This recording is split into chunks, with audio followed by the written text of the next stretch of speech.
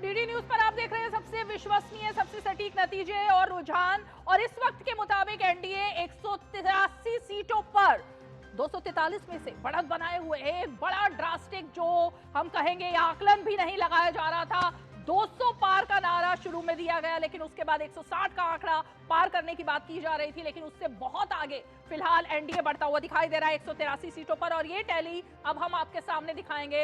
ये पूरा जो ग्राफिक है उसके माध्यम से आप सीटों का रुझान देखिए, किस किस सीट पर रंगों के माध्यम से यहाँ पर भगवा दिखाई दे रहा है। हरा रंग यानी आरजेडी का रंग है। ये वो सीटें हैं जिस पर की बीजेपी यानी 77 सीटों पर और जेडीयू 80 सीटों पर। ये जो हरा रंग है, माफ कीजिएगा, वो जेडीयू का रंग है एलजेपी की तरफ से, क्योंकि उनका चुनाव चिन्ह हेलीकॉप्टर है। गोविंदगंज तमाम सीटें जो ग्रे कलर की आपको दिख रही हैं वो है जहां पर एलजेपी ने बढ़त बना रखी है 21 सीटों पर।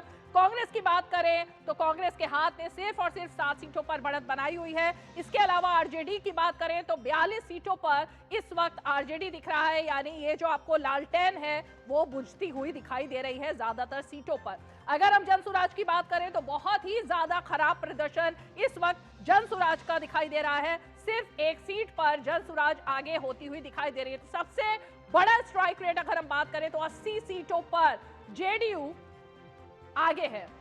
और बीजेपी की बात करें तो 78 सीटों पर। विनोद मिश्रा हमारे साथ, हमारे सहयोगी जुड़ गए हैं। विनोद जी, आप तो बिहार से आते भी हैं। ये जो पूरा एकदम भगवा और हरा रंग दिखाई दे रहा है जेडीयू और बीजेपी का, इतना अनुमान तो लग ही नहीं रहा था। ये तो मतलब सुनामी है। रिमा, अगर हम ये देखें कि टोटल जो अभी तक टैली है और जो रुझान अभी सामने में है, ये पूरी तरह से आप कह सकते हैं ये क्रेडिबिलिटी की लहर है।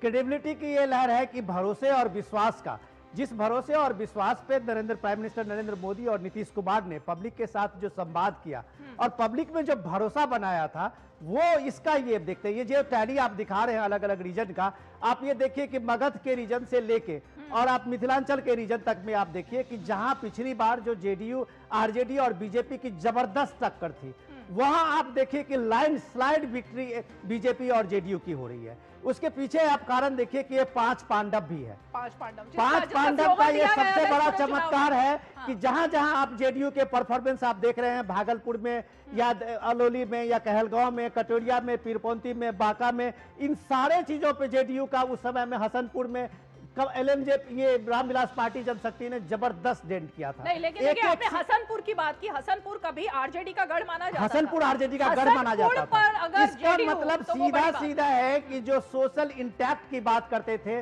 वो सारे चीजें इस बार धराशायी हो गया।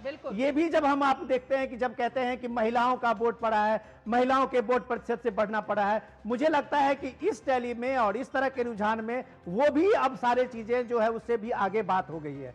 आगे बात यह है कि लोगों ने सीधे सीधे कंटिन्यूटी और एक डेवलपमेंट का एस्पिरेशन है। ये एस्पिरेशन बिहार का ये रिजल्ट है, जो वो किसी भी मामले में तेजस्वी के साथ जाने का वो बड़ा रिस्क लेने के तैयार नहीं है। तो आप जिन क्षेत्रों पे सामाजिक समीकरण देखेंगे, चाहे वो फारबिसगंज देखिए, ये फारबिसगंज बिल्कुल सीमांचल से लगा हुआ इलाका है, बहुत चर्चित इलाका है, जहां पे सबसे ज्यादा मुस्लिम वोट है, बीजेपी जीत के आ रही है। तो इसका मतलब है कि वहां का कॉम्बिनेशन में चाहे वो क्रेडिट आप एएमएम को दे दीजिए, जनसुराज को दे दीजिए, लेकिन ये बड़ा एक बड़े सहरसा देखिए दोबारा वो सीट जीत के आ रहे हैं। तो ये औरंगाबाद देखिए, ये गया टाउन तो आप ये मान सकते हैं कि पिछले 5 बार से लगातार प्रेम कुमार जी वहां जीत रहे हैं। पूर्णिया का भी देख लीजिए, वहां बीजेपी जीत रही है। ये पप्पू यादव का जो कांग्रेस के बड़े चेहरा है, पप्पू यादव का वो सीट है, आप वहां से आ रहे हैं। दरभंगा में तो पिछली बार भी बीजेपी ने जीती थी, जाले भी बीजेपी ने, जीवेश मिश्रा पिछली बार भी जीते हैं। मुजफ्फरपुर भी है, गोपालगंज ये बीजेपी का पुराना इलाका है। इस गौर बोराम जो है वो भी आप देखिए बहुत चर्चित सीट रही है।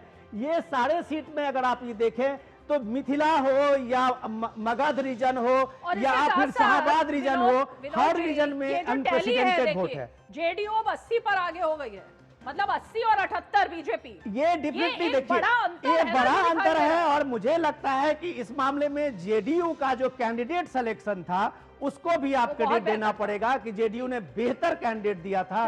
दूसरा जो रामविलास पार्टी जनशक्ति है वो उसका भी वोट शेयर उसको साथ में गया है, ये बड़ा मायने रखता है। जो 5000 6000 वोटों से 21 सीटों पर एलजेपी 28 में से एलजेपी 21 सीटों पर आगे है, 21 सीट पे आगे है। तो इसका मतलब ये भी बड़ा ड्रास्टिक चेंज रहा। ये 5 मंडप ने अपना वोट ट्रांसफर किया है। बिल्कुल। और एकदम आप हमको भी देखिए, उनको भी वोट ट्रांसफर हुआ है।